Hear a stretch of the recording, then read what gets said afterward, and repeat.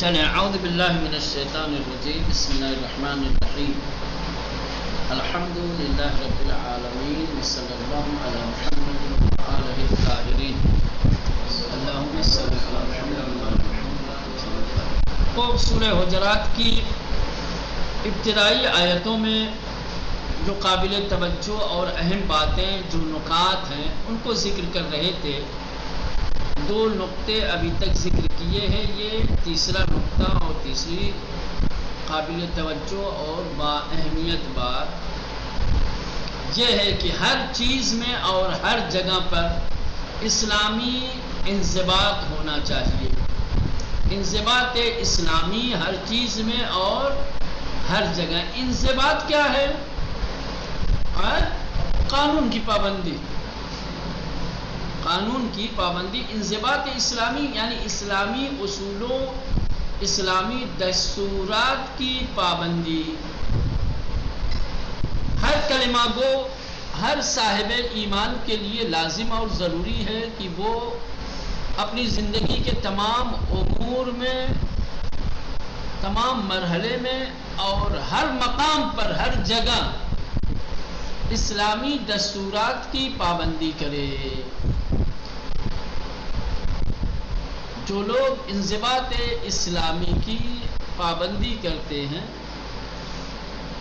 ان کے لیے زندگی سہل اور آسان ہوتی ہے. اور یہ انضباط اس لیے ہے کہ جب تک کہ انسان کے اندر انضباط اسلامی نہیں آئے گا تو پھر یہ دستورات یہ قاعدے قانون فائدہ کیا ہوگا ان کا؟ یہ دستورات یہ احکام یہ قاعدے قانون اللہ نے ہمارے لیے اس لیے بنائے ہیں تاکہ اس پر عمل کر کے ہم اپنی زندگی کو بہتر بنا سکیں. ٹھیک. اب اگر ان قاعدے قانون پر عمل ہی نہیں ہوگا غیر منظم غیر منضبط بن کر کے زندگی گزاریں گے تو سوائے ہماری زندگی میں مشکلات کھڑی ہونے کی تو کچھ نہیں ہونے والا ہے. خاص طور سے مدیریت اور فرماندہی جو سرپرست ہوتے ہیں جو حاکم ہوتے ہیں جو ذمہ دار ہوتے ہیں وہ قاعدہ قانون اس لیے بناتے ہیں تاکہ اس قاعدے قانون کے ذریعے سے نظام میں پختگی آئے لوگوں کی زندگی بہتر ہو لوگوں کے لیے ترقیاتی امور جو ہے وہ آسان ہو سکے. اگر بہت اچھا سرپرست ہو بہت اچھا مدیر ہو بہت اچھا رہبر اور رہنما ہو لیکن جو اس کے ماتحت ہیں وہ اپنے آپ کو منضبط نہ بنائے وہ اپنے آپ کو قاعدے قانون کا پابند نہ بنائے اس کی مدیریت فیل ہو جائے گی. اس کی رہبریت ناکام ہو کر کے رہ جائے گی.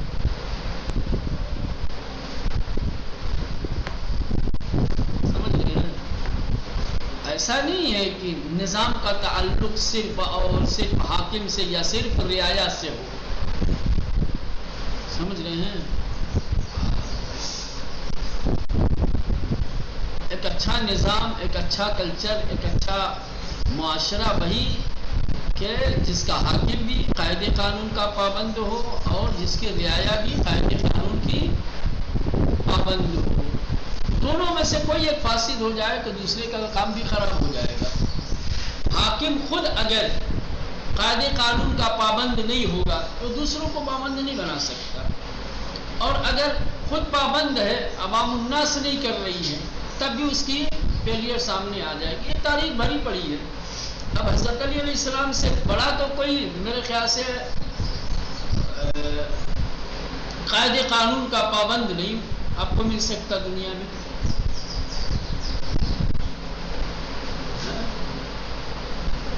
اتنا پابند کی مثلاً کہ سگا بھائی آ کر کے اپنی محتاجی اپنی پریشانی کا تذکرہ کرے تو بجائے یہ کہ اس کی مدد کی جائے ہے نا.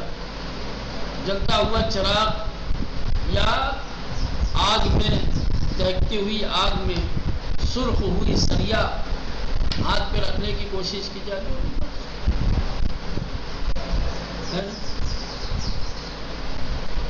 تو یہ کہے کہ مجھ سے اگر کوئی یہ کہے کہ ظلمن اور عدوانن میں ایک چیٹی کے منہ سے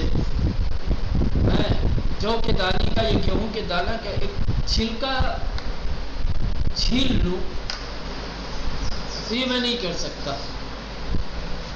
یعنی میری طرف سے اتنے معمولی جس کو کوئی ظلم بھی نہیں تصور کر سکتا. کوئی اس کو ظلم تصور کرے گا, لیکن جو میں فرماتے ہیں مولا کہ میں چیٹی کے منہ سے گیہوں کے دانے کا ایک معمولی چھلکا بھی ظلمن اور عدوانن نہیں چھین سکتا ہوں. لیکن بتا حکومت کتنی سکسیس تھی.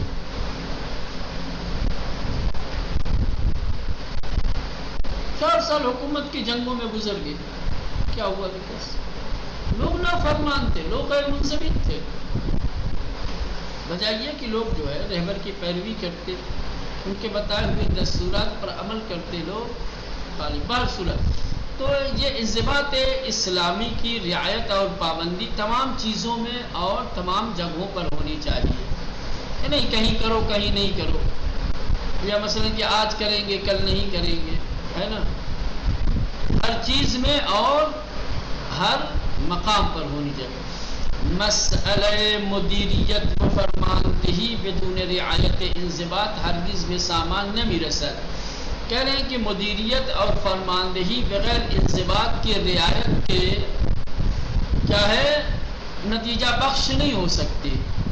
کوئی مدیر بنا ہو, کوئی حاکم بنا ہو, کوئی سرپرست والا ہوا, اگر وہ انضباط کی رعایت نہیں کرتا ہے تو اسی مدیریت سے کوئی فائدہ نہیں. اگر بخواہن کسانی کی تحت پوشش مدیریت و رہبری قرار دارن, اور اگر مدیر اور فرماندہ چاہتا ہے کہ وہ لوگ کہ جو اس کی مدیریت اور رہبری کے ماتحت ہیں, یہ حاکم ہے, یہ مدیر ہے, اور دوسرے لوگ کیا ہے اس کی مدیریت اور اس کی رہبری کے ماتحت ہیں, تو بطور خسران عمل کنندے اگر وہ ایسے ہی عمل کرنے لگے, خسران جو اس کی مرضی, جو اس کے دل میں آ رہا ہو,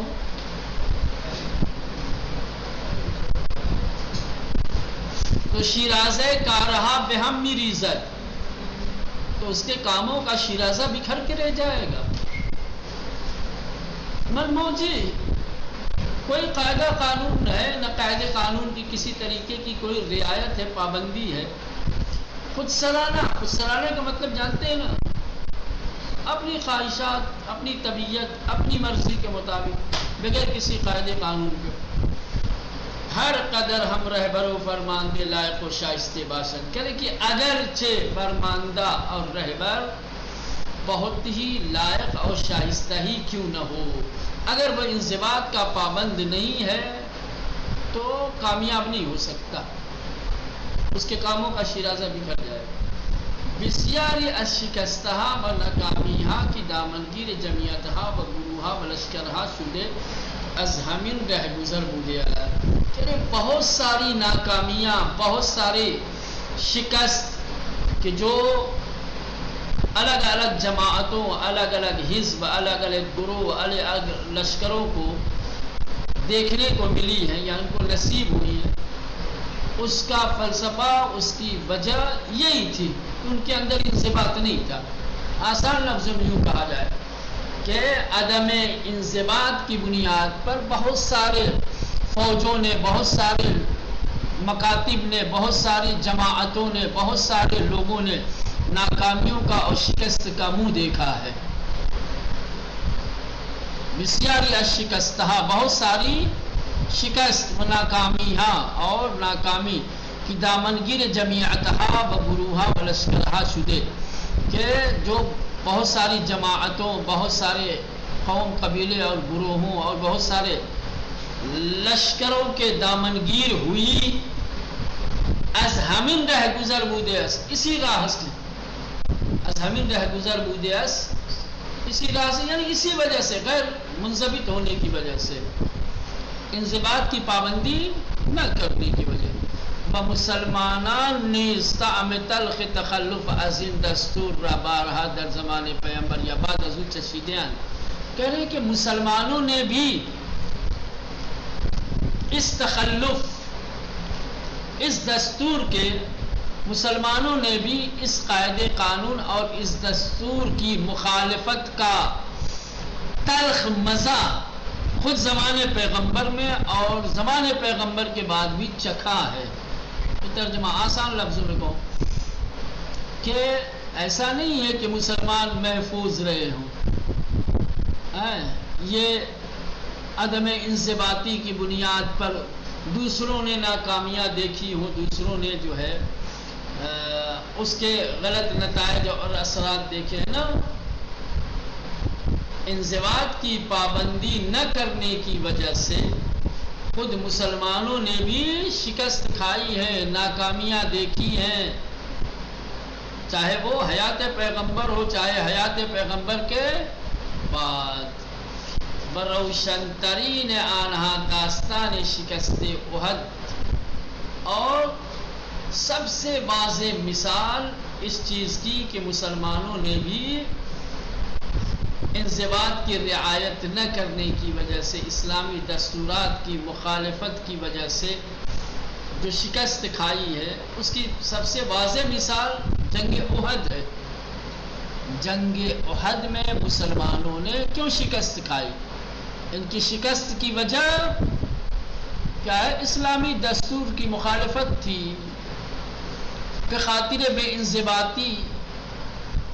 انضباطی کی وجہ سے، اسلامی دستورات کی پابندی نہ کرنے کی وجہ سے گروہ اندکی از جنگ جویان بود، جبکہ یہ پورا لشکر کیا ہے؟ غیر منضبط نہیں تھا، اسلامی دستورات کے خلاف نہیں کر رہا تھا، بلکہ لشکر اسلام کے کچھ لوگ تھے، کچھ سپاہی ایسے تھے جو اسلامی دستور کے خلاف تھے، لیکن انہی چند افراد کی بے انضباطی کی وجہ سے پورے لشکر اسلام کو شکست کا سامنا کرنا پڑا۔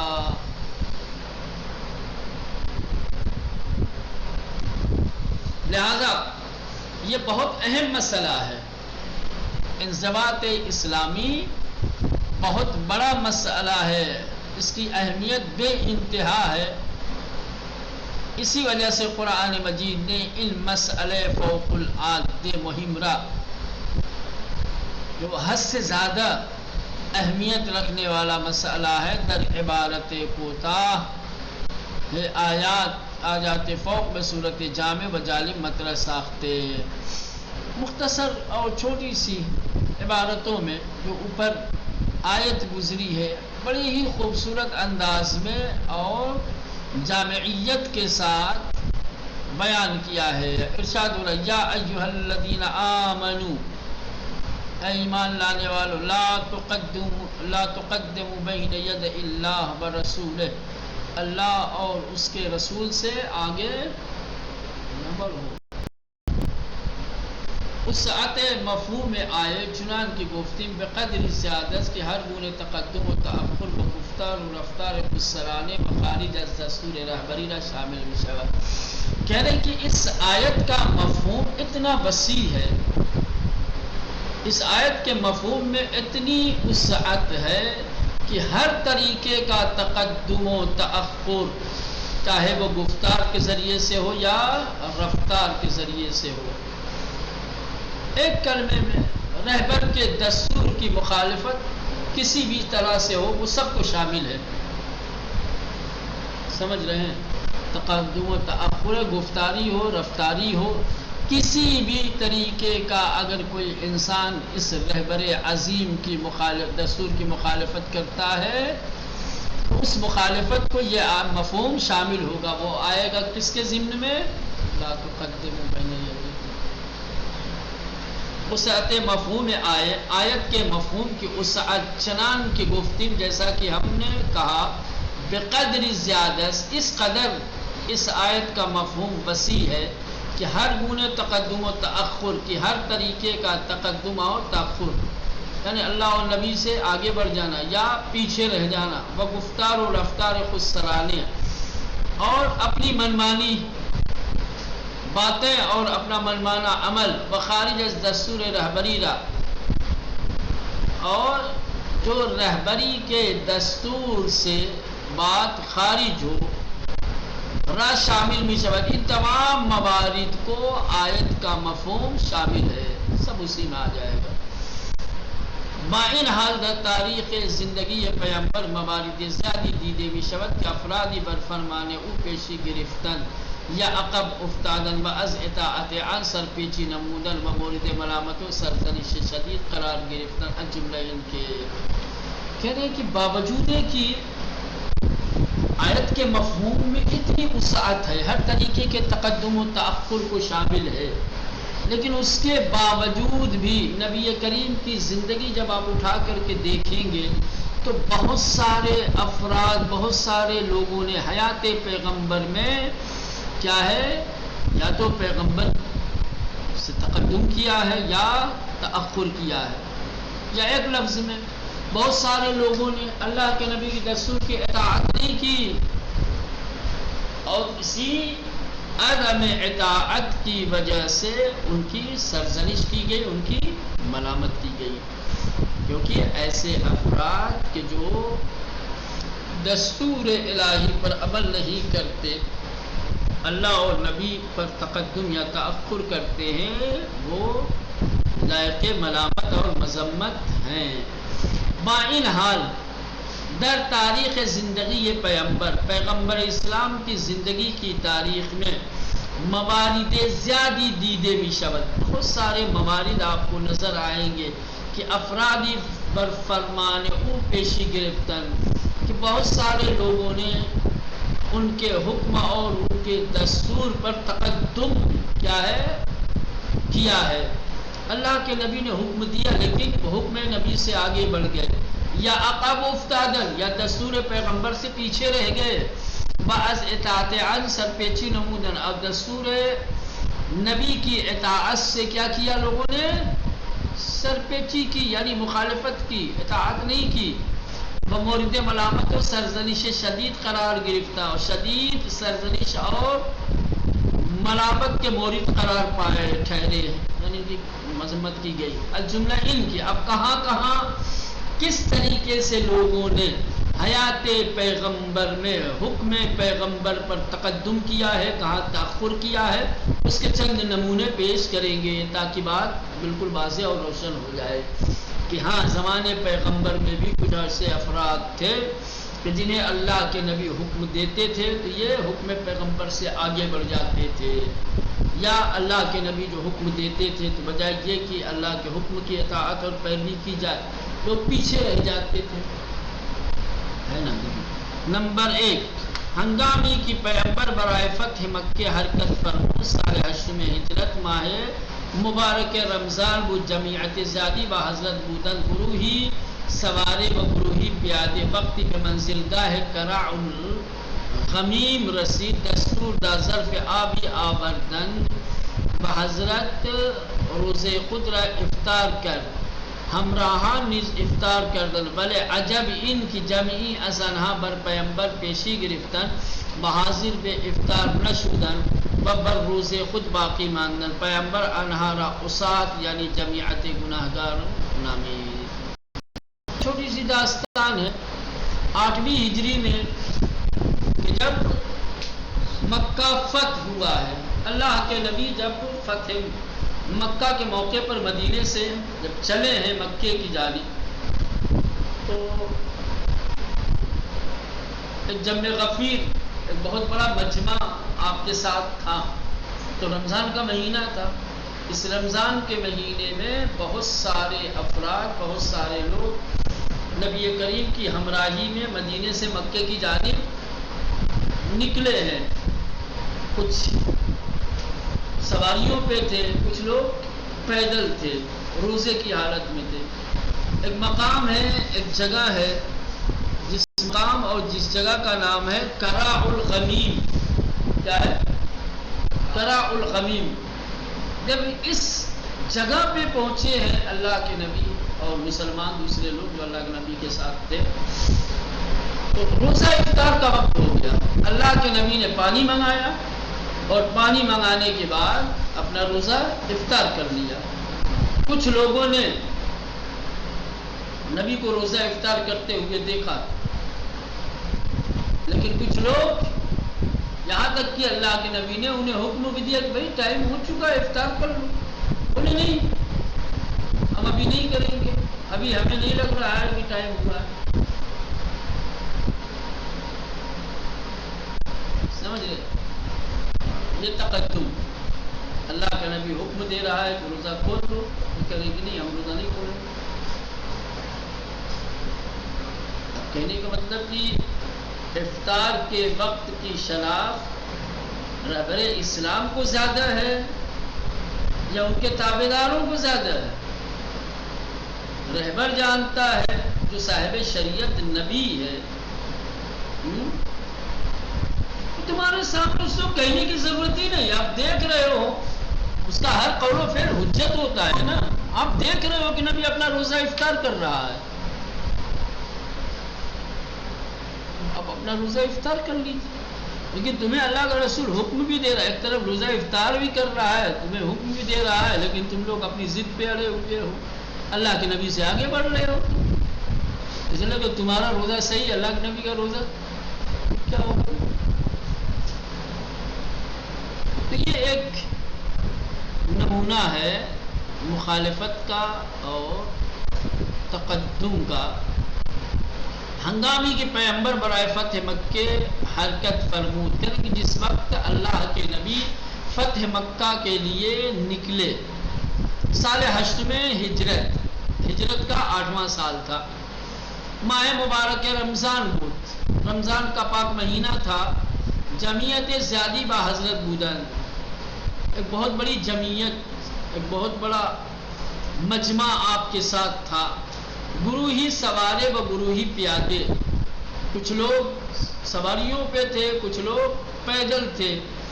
بے منزلگاہ کراء الغمیم رسید، قافلہ کیا ہے؟ کراء الغمیم کے منزلگاہ پر پہنچا. دستور دا ظرف آبی آوردن، اللہ کے نبی نے حکم دیا وہ پانی کا ایک برتن ظرف آب آپ کی خدمت میں پیش کیا گیا. بحضرت روزے خود را افطار کرد، اور اللہ کے نبی نے اپنا روزہ افطار کیا. ہمراہان نیز افطار کردن، جو آپ کے ساتھ تھے، آپ کے ساتھیوں نے بھی افطار کیا. بلے عجب، لیکن تعجب یہ ہے کہ جمعی از انہا، انہی ہمراہ اور ساتھیوں میں سے کچھ لوگ ایسے تھے کہ بر پیمبر پیشی گرفتن، کہ وہ اللہ کے نبی سے بھی آگے بڑھ گئے. حاضر بے افطار نہ شدن، اور اپنا روزہ افطار کرنے کے لیے تیار نہیں ہوئے. ببر روزے خود باقی ماندن، اور اپنے روزے پر باقی رہے. پیمبر انہارا اساد، یعنی جمعیت گناہگاران نامین، اللہ کے نبی نے ان لوگوں کو اساد کہہ کر کے خطاب کیا. انہیں اساد کہا ہے، یعنی گناہ کرنے والے، معصیت کرنے والے کو روزہ رکھ. حکم پیغمبر مان لیے ہوتے، وقت افطار نہیں بھی ہوتا، تب بھی روزہ صحیح تھا، ثواب مل گیا ہوتا. یہ حکم پیغمبر سے آگے بڑھ جانے کا نتیجہ کہ بھوکے بھی رہے اور گنہگار بھی ٹھہرے. یہ ہوتا ہے جب امت اپنے رہبروں اور اپنے حاکموں کے دستور اور اس کے حکم پر عمل نہیں کرتی تو سوائے خسران و نقصان کے اور کچھ ہاتھ نہیں آتا ہے. رہبریت، حاکمیت اسلام میں تبعیت اور پیروی کرنے کے لیے ہے، اور ثواب اور عبادت اس کی اطاعت اور پیروی میں ہے. اس کے دستور اور اس کے حکم کی مخالفت کر کے، اس کے اطاعت سے دور کر کے انسان یہ سوچے کہ وہ عبادت کر لے گا یا کوئی ایسا کام کہ جس سے اس کو اجر و ثواب مل جائے، ممکن نہیں ہے. عبادت بھی ہوگی تو بے روح عبادت بھی ہوگی تو ایسی عبادت کی جس عبادت پہ اجر و ثواب نہیں بلکہ سزا ملے گی. چلیں بس.